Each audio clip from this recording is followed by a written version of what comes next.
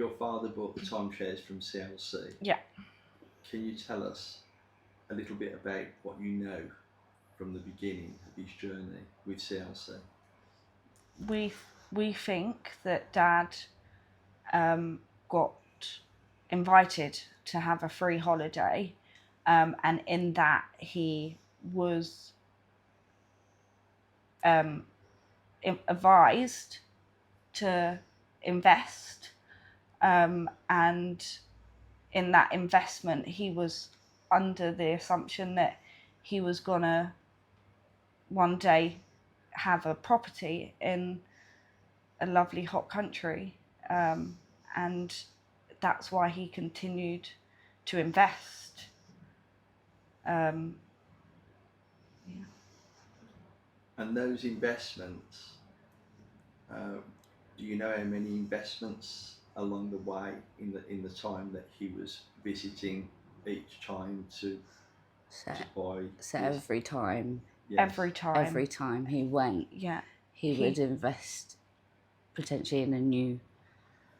He would be invited into a meeting, where Go they to would. A nice hotel. It was a lovely hotel, and they would sell this dream of, you know, you're putting money into these, and then one day you would get a property out of it. And every time he went, we don't know how many different times, many times, a few times, a couple of times a year, he would go into a meeting and get more points or investment that he again believed would help to get a property that one day we would inherit. Do you know how many times he invested? No, just from paperwork, from what we've seen, we know that it's over a handful of times. Yes. Okay. Maybe 10 times, maybe more. It's just from the certificates that we've seen. Do you know do you know how much he invested on each time, or did it vary? It varied. I know from a couple of letters again from CLC that there was a few times it was thousands of pounds. I can't ever imagine it was a smaller amount. How much is the largest amount of investment that you've seen that you can recall? Well, the loans. Yes. Were tens of thousands of pounds. And that was the majority of times that he invested? Yeah. Okay. And how did your father, how did he raise the money to buy these timeshares? So to begin with, when Dad first invested, he was working. So to begin with, he probably used his own money, and then he savings got stuff. Bank loans that CLC would have offered him. And who were do you know who the banks were? Who the names of the banks that CLC? I know definitely one was Shawbrook. And I can't think of the others, but there's a few others, a couple of others. And when things like that, Dad wasn't good with like technology and keeping up to date with things like that. We'd always say, advising him, don't do this, talk to us first about it, you know. And do you think that he had bank loans? Was there any other way that you can think of that, if it was a substantial amount of money, which I think is what we see from the paperwork? I know he worked and he took bank loans out, but how do you think that affected him going forward? Because if you take a loan out, you've got to pay it off. Catastrophically. Okay. It affected him in every way possible. He was depressed. He, at one point, was really just wanted to be finished with life. He was like, I can't do this no more. He'd had enough. And he sold his house. He sold his house. He definitely had a credit card that he had used multiple times to pay money towards the different loan companies. And his property, you said he sold his house. What was that? Do you think that's a direct consequence of the death? Definitely. 100%. He wouldn't have sold his house if he hadn't have got That these much debt. banks pestering him for this money, because he wasn't just paying the loans, he was paying maintenance fees for the timeshare. Properties that he never was going to get. Yeah. Even property that he was promised in Florida, the States, and he never went there. And these loans and the things, at what point do you think he realised that he was in trouble financially? Probably not even a couple of years, maybe not even a year after. Financially, he would have been struggling instantly after having to sell his house. Yeah. He worked so hard when he was able to work for being able to leave something for us and to have comfortability, that he was clearly struggling from as soon as he sold his house for having to pay all these loans and the maintenance. And when did you become aware of his financial demise? When do you think that you became aware of it? Again, when he sold his house. I know I keep referring to that, but he wouldn't have. No. And then it just got worse. He wasn't working because of his health. And even the way he was eating and the things that he was buying, you know, my dad liked a steak, but couldn't even afford to even eat a decent steak and go out for meals and stuff like that. That's when we knew something was seriously going on and something was wrong. Yeah, and I went up there and he had no food in the fridge. And for basic food, to allow his daughter with 2 kids, okay, at the time it was 1, but to go there and to buy him food, that's when you know your dad's struggling, because he was a proud man. He wouldn't have had us helping and paying for things if he wasn't really struggling that much. And what do he say to you about that? He's a proud man, as you've already mentioned. How did he convey this to you, that, you know, there was this problem, or didn't he, or did he play? He didn't. Not to begin with. No. He didn't. Not to begin with. It was later that he started sort of. Have you got like £20? I remember him asking, and that was obviously him just trying to pay a gas bill, not gas, an electric bill. Or just get by. So he was. So things like that, you know, that something's horribly wrong. For your dad to be saying, "Can you lend us 20 quid so I can get some food in?" You know, he worked his whole entire life. We knew he had money, and then from having money to nothing, we're like, what's gone wrong here? How has it gone so horribly wrong? And at this point, as well as selling his property, was he working as well? He wasn't at this point, no, because his health had. He intermittently worked, didn't he? Because he would feel better and then get back to work and be convinced that he would be able to work for longer and get more money and probably pay more off the loans. Off the loans, yeah.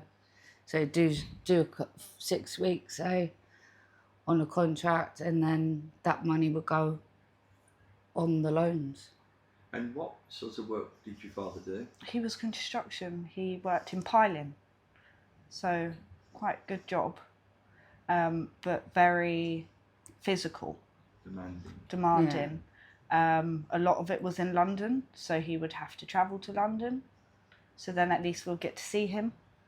But then that was a burden for him because of the travelling and the cost. And again, he was obviously living in no comfortable way to be able to manage. And what happened to your father? So all the timeshare was becoming a burden. He had no money. So what happened to him towards the end when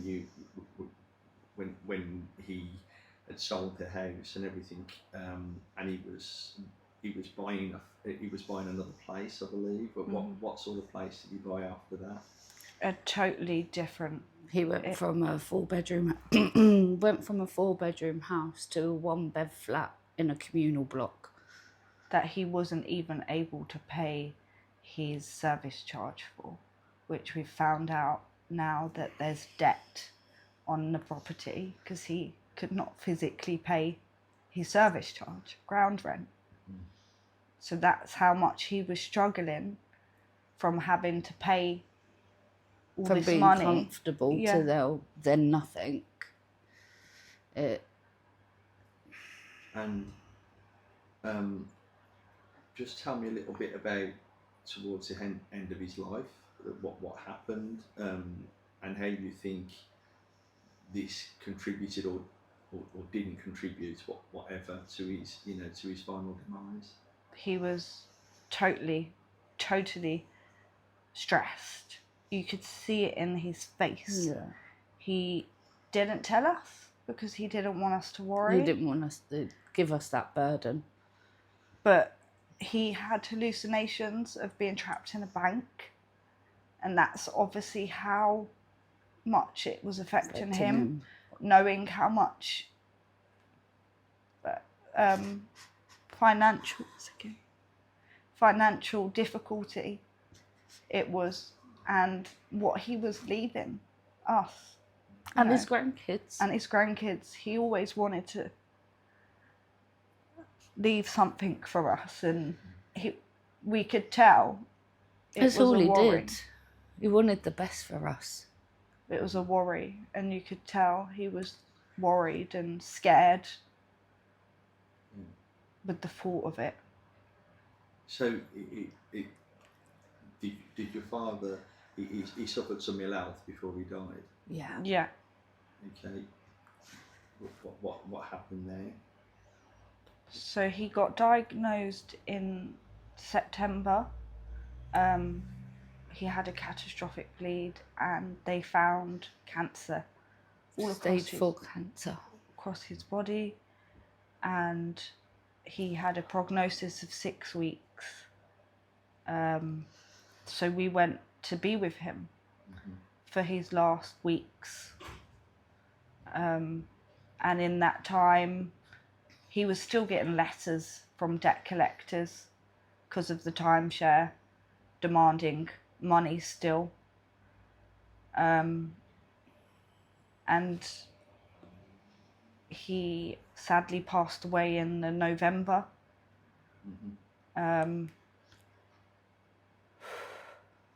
Having worried for the last few weeks and months of his life about all the debt he had and the burden that he'd leave us. Yeah. And when you became aware of it, and you said during his illness and his last days, you said that you were aware of the banks. Basically, he was still receiving letters from the banks. Did you ever contact them and speak to them, or did he in any way? I did one. One of them, because I didn't realise that it had... What severity. And I didn't realise that it was to do with the timeshare. I thought it was a loan, and it turned out that it was a loan linked to the timeshare, and they pestered me. Yeah, literally. For weeks. Weeks and weeks. And I told them what was happening with our dad, and he said, I'll call you back in a month, and they did. And then they said they'll call me back in another month, and they did. And I got advised not to talk to them. And they were asking us to continue paying his debt, and that they made out that we had inherited His debt. will inherit his debt, and that we pay them. Okay. And was your father still alive at this point? At some point of this? He was. But he was. He was not in. His mentally, Dad was with us, but no, physically he was still with here, us. but mentally he was We don't know. Maybe the cancer was in his brain. Maybe it was just too much. He wasn't accepting of his diagnosis. For anyone that gets a 6 weeks prognosis, I can imagine it would be very traumatic for anyone to have to take that life prognosis. And he wasn't in his normal mind to be able to talk to us about anything related to this. And the banks that you spoke to, or the bank, do you know who that was? No, I believe it was Oplo. I believe it wasn't a bank, and it was a debt collectors, maybe, that had been sold on from another debt collectors. Yes. Yeah. Okay. Did the original loan start with Shawbrook? I think so. Yeah. I Believe believe so. so. Yeah. And there were other companies involved. Other companies, Honeycomb, Oplo, several. Yeah. FNTC. Yeah. Who was? FNT or First Holiday Finance. Yeah. They were probably the start. The big FNTC. Yeah. Okay. That order might not be correct, but they are the companies that we've been dealing with in letters that we've got. And so, in the final stages of your father's death, was this still very much a topic that was coming up at the time of his death? It was in the worry. Yeah, you could see the worry on his and face. The stress for us of the unknown, of the believing that we had to deal with his debt because of it. Yes, in the sense that you could tell that he was worried and scared because of the hallucinations and the calling and saying he was trapped in a bank. That's not a normal day-to-day. And at what stage was that? Towards the end of his life? Right, end? yeah. Right at the very end. So, obviously, end-of-life signs, you can have hallucinations and you're deteriorating, and it probably was that factor.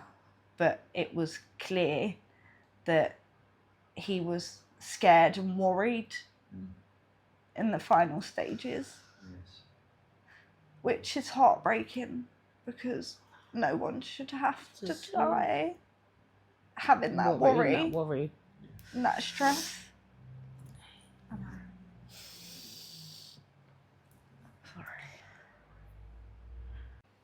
Sorry.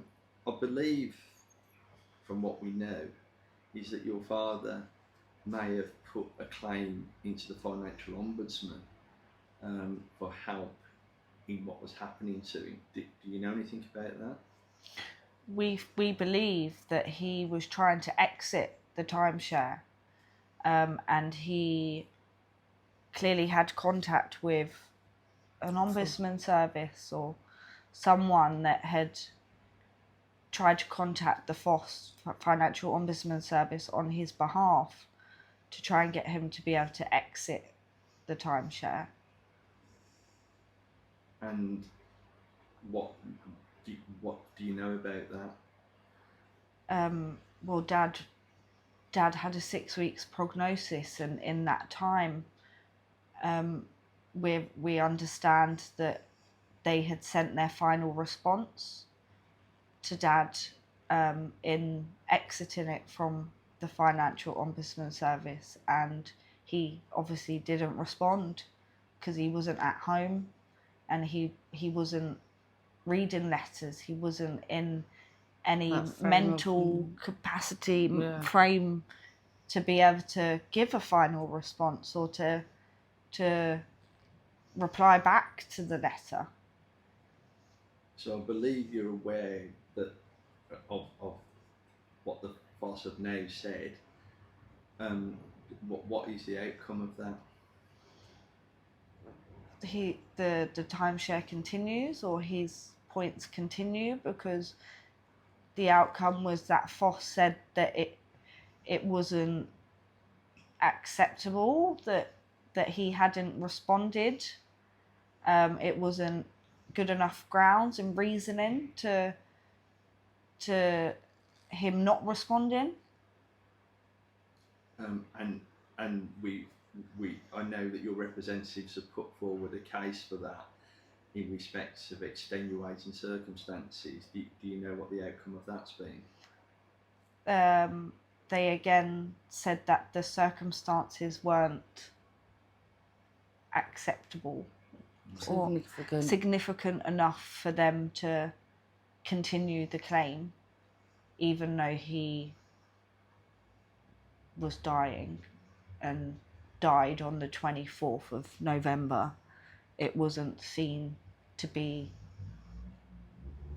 a significant reason. And the financial ombudsman now, as far as you know, the position is that because they don't accept the fact that your father's passing was extenuating circumstances, they're not willing to look at this any further. As far as we know, that's the answer we got, is that they're not gonna continue looking into this because the circumstances aren't good enough. And he's no longer here. And what doesn't make circumstances good enough for someone having a 6 weeks prognosis and dying and having a terminal illness? To how is that not It's not justifiable. It's not justifiable. Yeah, so I think we've heard a story from you that is very sad.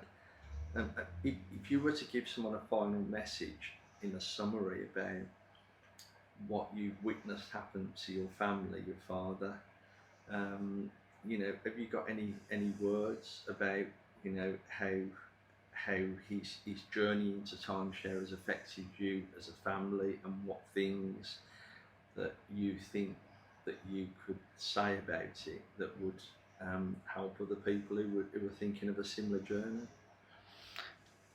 Just don't get involved in timeshare, full stop. It's horrific.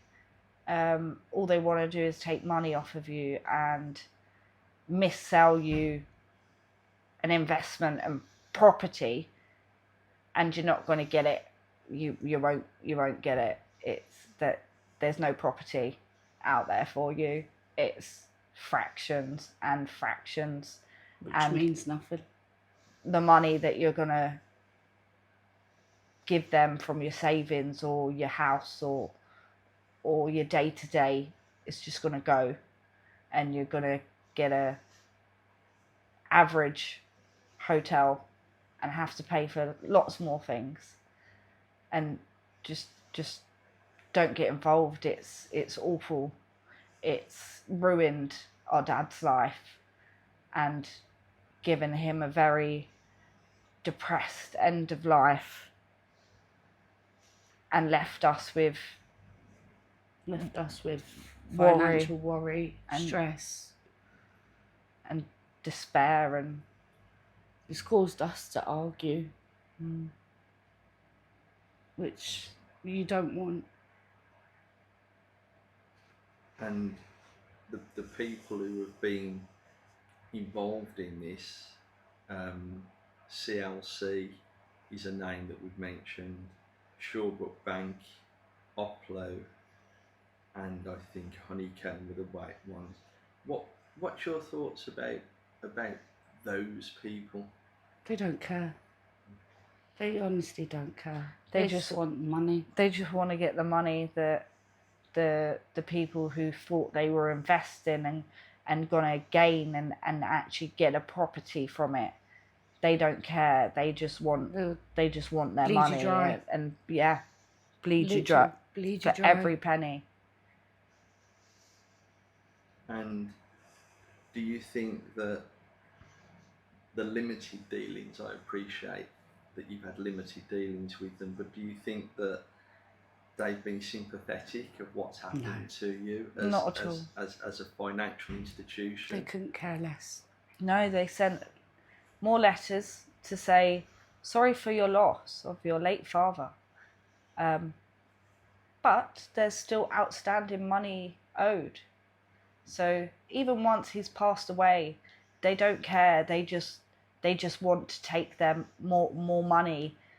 From Because grieving families. yeah, And stuff that's out of our control.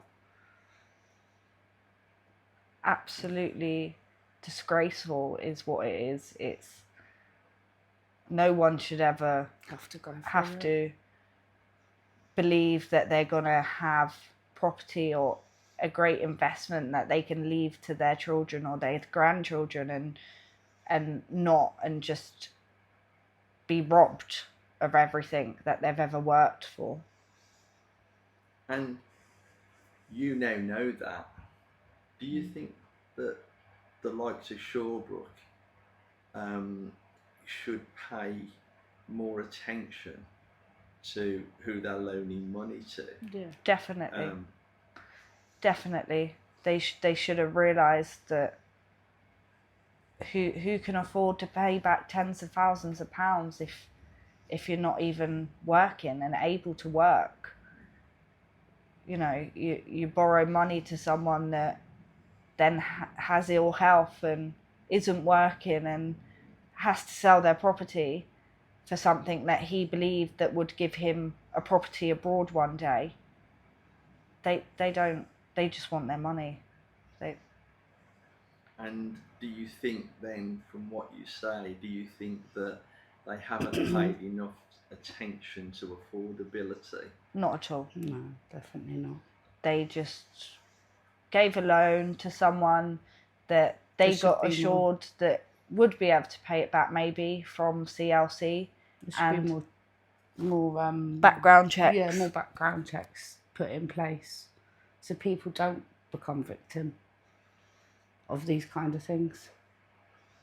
Because you believe that your father was never in a position, once he'd been given these loans, to pay them back. He would never have been able to pay the loans back. They wanted tens of thousands of pounds in a year or less than a year, and it wasn't just one, it was several. Who physically can pay that amount of money back? That's just your average person and their average job, and that ended up not even being in a job because he had ill health. Definitely shouldn't have just given out loans to people that they don't know can pay it back and leaving them in debts. And the Shawbrook and the likes of Shawbrook, who operate in a specialist market, which is consumer market, and specialist products like Timeshare, do you suggest that they haven't done the checks that you would see done by a mainstream lender in the high street? If what I'm trying to say is, if your father was to go to Lloyds Bank, Barclays Bank, or one of the main high street lenders, do you think he would have ever been able to get those loans? Definitely not.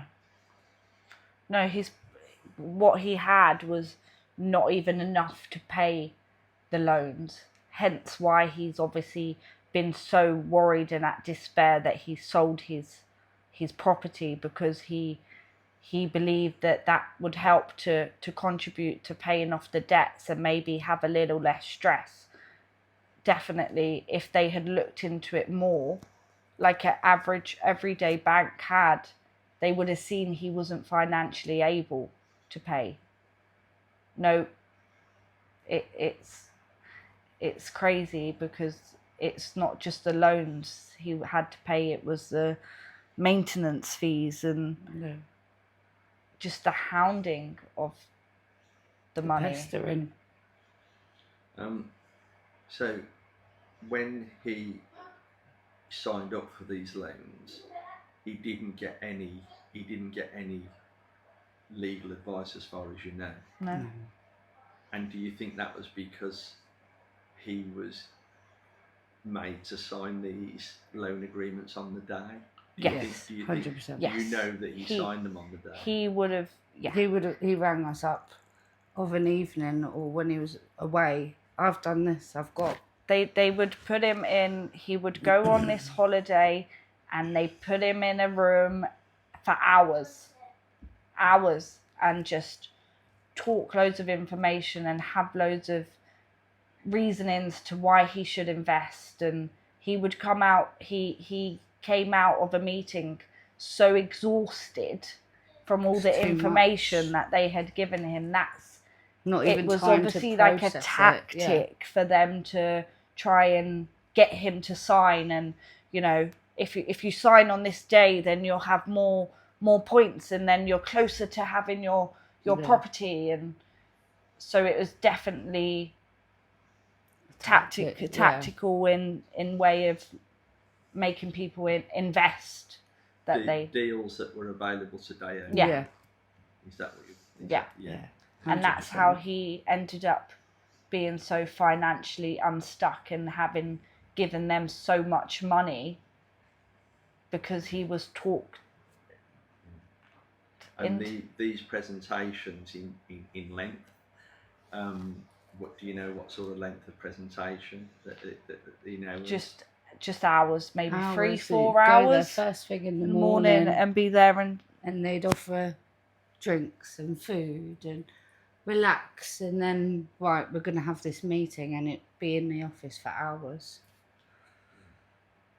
If we summarise your journey and your father's journey through Timeshare, what is the message that would come out of that to other people and to the wider population? Don't get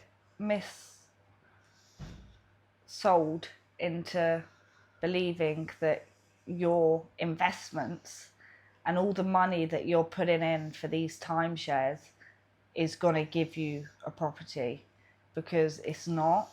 They're letting you believe that you're going to, but you're not, and you're just going to have financial worry. Yeah, financial worry, thousands, tens of thousands, hundreds of thousands of pounds worth of debt, and you're not going to get property. It's fractions. It's just points. There's nothing. Just don't get involved. Just don't, stay away. They're false promising and misleading and selling, and it's going to cause you nothing but worry and stress. And the one thing that you've experienced in it is that, from what you learned from the banks, with all the debt that your father was in, I believe from what you've said, they've made it sound as if you're now responsible now as well. It's not just the fact that your father is responsible in his estate, which is one thing, but now they're making you believe that you have this liability, and this is what Shawbrook and Honeycomb and Oplo are now purveying to you by chasing you for the money. Yeah, they continued once we proved his death. They continued to ask us to pay debt. even though we had given them proof, death certificate, that he wasn't here, they continued To hound us. to hound us, to make us believe that we had to pay. You don't have to pay. It's not your debt.